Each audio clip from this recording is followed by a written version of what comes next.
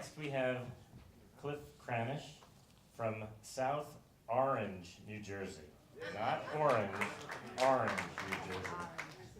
Some 15 miles west of New York City.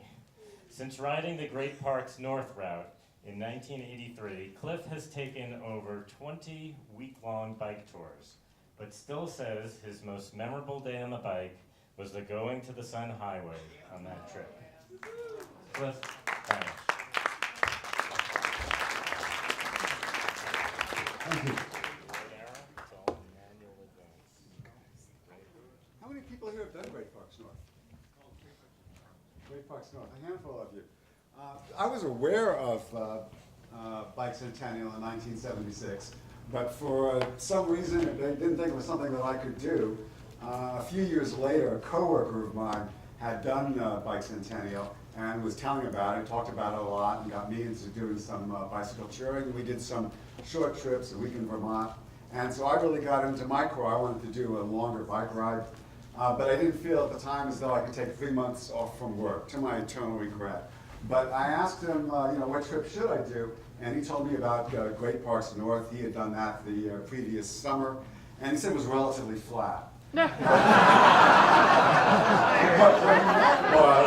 he meant was it was relatively flat compared to Great Parks South, which he had also done that summer. So I spent most of that spring training. I did my best to do Tosser, the tour of the Scioto River Valley.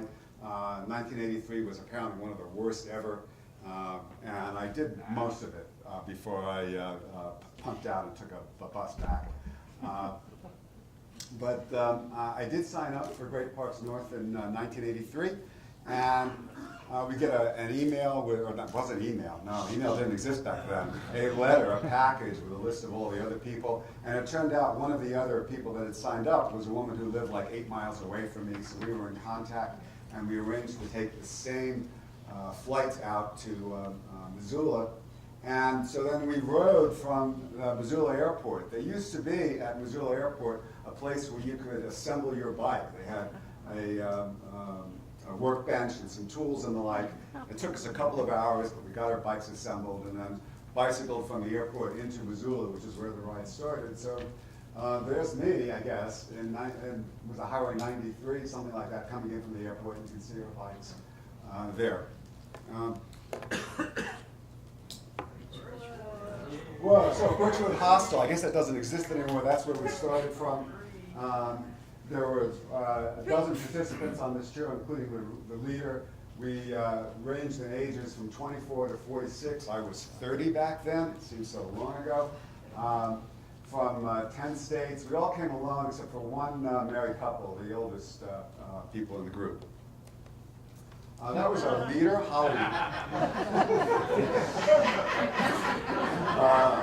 Holly Reif. She was actually a Missoula resident at the time. She had never led a bike tour before. She had gone through the Bikecentennial leadership training course. She had led backpacking trips. She was an experienced cyclist. Her husband was a frame builder. She knew what she was doing, but she was almost as nervous, I think, as some of us were. It was self-contained, mostly camping, although as we got to the northern end of the trip, there was some youth hostels and the like. It was all shared cooking. I guess you all know what that was like, and shared tents. She insisted that everybody in the group should share their tents, and I just bought a new lightweight tent. That was the last thing I wanted to do, was have to share with somebody, so I sort of backed off, and everybody else partnered up, and there was nobody left. And so I said, well, there's no one for me to share with, and she says, no one's asked me yet. So busted. So I ended up sharing a tent with Holly for the first one, which was cool. And it was great for me because I got to see how she was planning each day's following ride. She was planning the night before, because well, it was sort of not a democracy really, but it was there was no support, no van or anything else like that. We just had 3 weeks to get to Jasper, and we had to figure out, and the group kind of decided each day how far we wanted to go. So the group was looking a day or two out, and she was looking, how much do we have to cover in order to be able to get to the end destination by the end of the trip.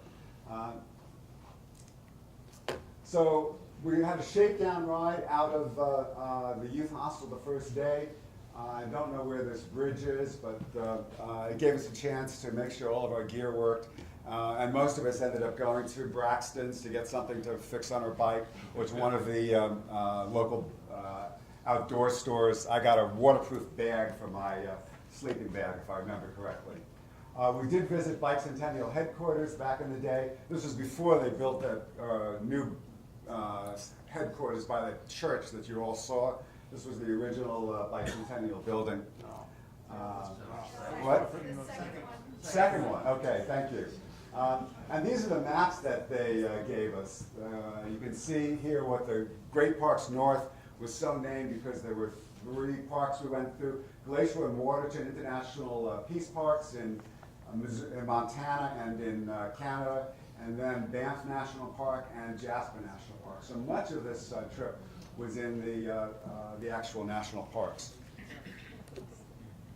This is what the maps looked like back then.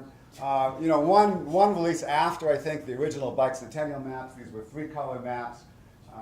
See at the top, leading Missoula, they had detailed maps for just when we were in a big town, and then the regular maps that we used for the rest of the trip. They were pretty good. I mean, we found a lot of errors in them as we were going along.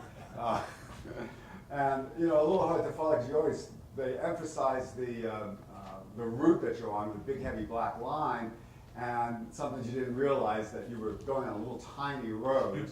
But we were able to follow it. I see that the Milwaukee lines on that top one there, which is now a rail trail, back in 1983 it was shown as a railroad line. So maybe it hadn't quite shut down yet. So there's me. Everybody that went on this, everybody that goes on any trip to Missoula would stop, and Greg would take a picture of you. I handed my camera to someone to have them take a picture of me. And just to look at me back in the day, Bell biker helmet, pretty much other than the skid lid, the only helmet you could get. Skid lid, yeah, right. Beta biker shoes or Avocet, that was pretty much your only choice back then. Black wool shorts.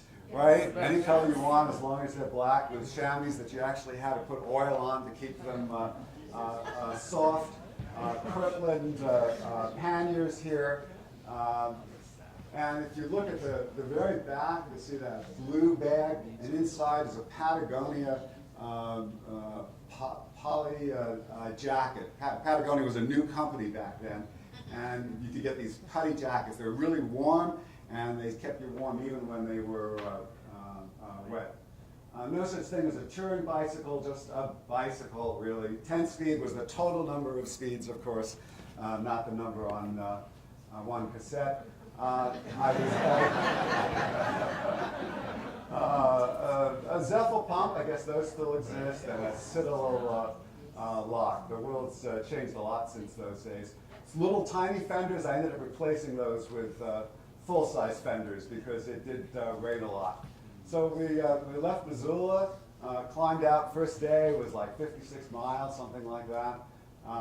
Mostly riding in the rain on this trip.